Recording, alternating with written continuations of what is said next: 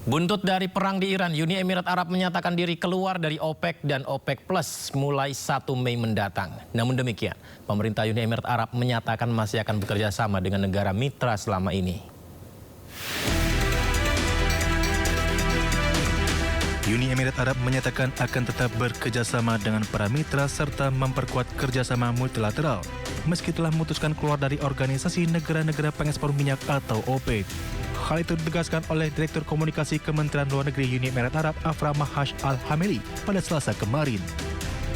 Sebelumnya pada hari yang sama, kantor berita setempat melaporkan bahwa Uni Emirat Arab mengumumkan keputusannya untuk keluar dari OPEC dan OPEC Plus yang akan berlaku efektif mulai 1 Mei mendatang. Al-Hameli menyebut keputusan Uni Emirat Arab keluar dari OPEC merupakan pilihan strategis yang berdaulat dan didasari pada visi ekonomi jangka panjang.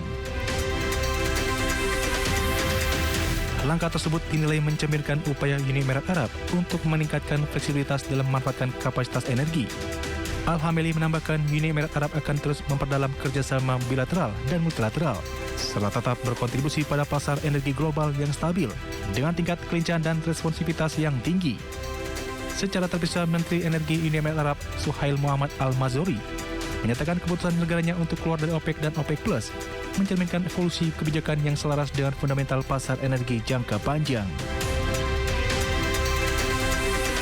Ia juga menyampaikan apresiasi kepada OPEC dan negara-negara anggotanya atas kerjasama selama beberapa dekade. Al-Mazuri juga menegaskan komitmen negaranya untuk terus mendukung stabilitas pasar global. Keluarnya Uni Emirat Arab dari OPEC per 1 Mei 2026 dinilai akan melemahkan pengaruh OPEC Plus atas pasar minyak global, dan berikut adalah potensi dampak keluarnya UEA dari OPEC. Pertama, pelemahan pengaruh OPEC. UEA sebagai salah satu produsen terbesar di OPEC membuat organisasi itu terancam kehilangan kontrol atas pasokan dan harga minyak global serta melemahkan solidaritas internal. Kedua, peningkatan produksi mandiri. UEA berencana meningkatkan produksi minyak secara bertahap dan terukur tanpa batasan kuota OPEC untuk memaksimalkan kepentingan nasional. Ketiga, volatilitas harga minyak. Pasar energi global diprediksi mengalami guncangan dan volatilitas harga yang lebih tinggi karena ketidakpastian pasokan. Kemudian keempat, perang harga minyak. Langkah ini berpotensi memicu perang harga minyak karena UEA bebas bersaing di pasar global. Lalu kelima, pergeseran kekuatan geopolitik.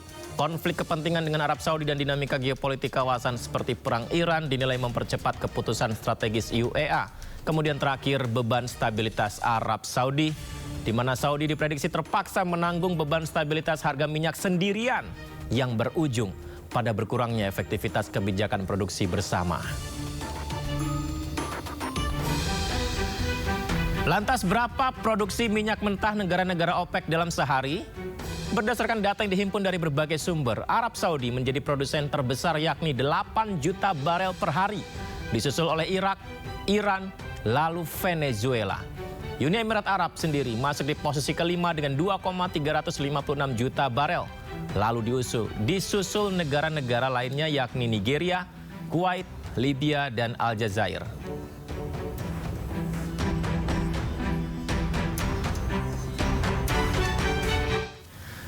Menteri Luar Negeri Iran Abbas Araghchi melakukan kunjungan diplomatik ke sejumlah negara sahabat yakni Oman, Pakistan, dan Rusia. Kunjungan ke Rusia Menlu Araghchi yakni untuk membahas kondisi di Selat Hormuz serta situasi Timur Tengah.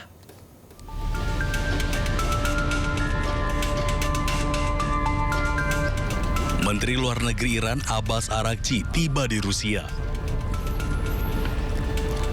Kedatangannya kali ini merupakan bagian dari safari diplomatik untuk mencari solusi keamanan di Selat Hormuz dan kawasan Timur Tengah.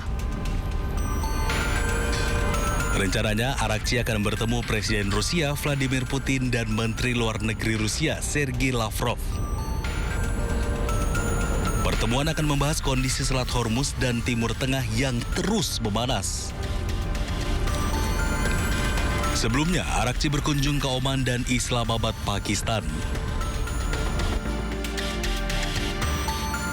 Di Oman, Araghchi bertemu Sultan Oman Haitham bin Tariq di Istana Al-Baraka, Muscat, membahas situasi yang berkembang dan upaya diplomatik untuk mengakhiri konflik yang sedang berlangsung.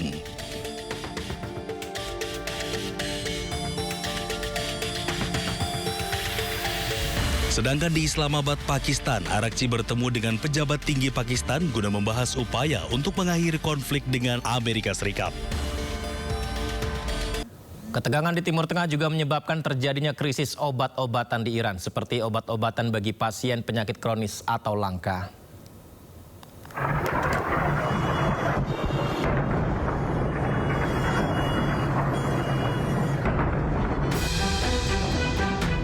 Serangan Amerika Serikat Israel yang bertubi-tubi hingga menghantam fasilitas kesehatan menuai kecaman dari para ahli medis seluruh Iran. Serangan terhadap gudang obat-obatan di Hamadan turut memperparah kondisi. Akibatnya, pasien kronis dengan kebutuhan medis khusus seperti talasemia, hemofilia mengalami kekurangan obat, khususnya di wilayah Madan dan Kermansyah. Tidak hanya itu, tekanan akibat konflik juga meningkatkan kebutuhan transfusi darah. مرکز انبار دارویی رو در همدان مورد اصابت داشتیم که داروهای بیماران MS و بیماران خاص اونجا در واقع مورد اصابت قرار گرفته بود. یه کمبودی رو در یه مقطع زمانی کوتاه داشتیم تو همدان و کرمانشاه و الحمدلله به موقع این با در واقع پیگیری که شد مرتفع شد و بقیه استان‌ها این مشکلات دست میداد. بچه‌های ما بیش از 60% بیماران تالاسمی در ایران به خاطر تزریق مکرر خون ناچار به تحال برداری شدند. Sejak 2018, Amerika Serikat memberlakukan sanksi terhadap Iran. Ia menyasar sektor perbankan, pelayaran, dan program nuklir. Washington menyebut langkah ini untuk menekan Iran untuk menghentikan pengembangan senjata nuklir. Sementara itu, Iran melaporkan 240 serangan terhadap fasilitas kesehatan selama konflik berlangsung, termasuk puluhan rumah sakit dan unit gawat darurat. Namun, Amerika Serikat dan Israel membantah menargetkan fasilitas sipil.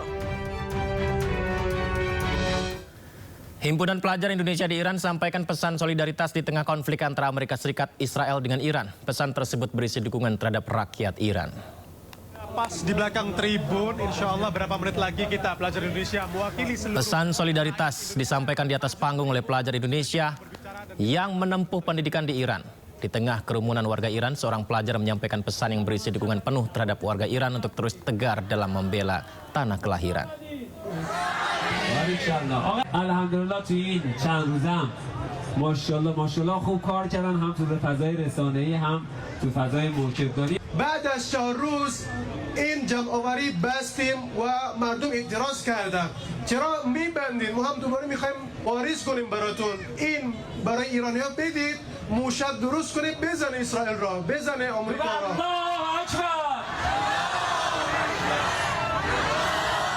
Kita awali Sindo Prime dengan informasi seputar konflik Timur Tengah. Militer Amerika Serikat merilis rekaman yang menunjukkan marinir Amerika Serikat menaiki dan menggeledah sebuah kapal di perairan internasional. Komando Pusat Amerika Serikat CENTCOM menyatakan kapal tersebut dicurigai mencoba mencapai Iran dengan melanggar blokade Amerika Serikat.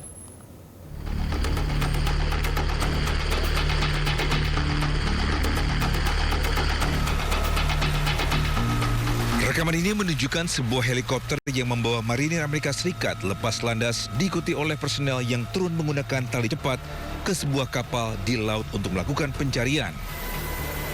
CENTCOM menyatakan bahwa marinir Amerika Serikat dari unit ekspedisi marinir ke-31 menaiki MV Blue Star 3, sebuah kapal berbendera Komoro yang dimiliki oleh sebuah perusahaan Oman.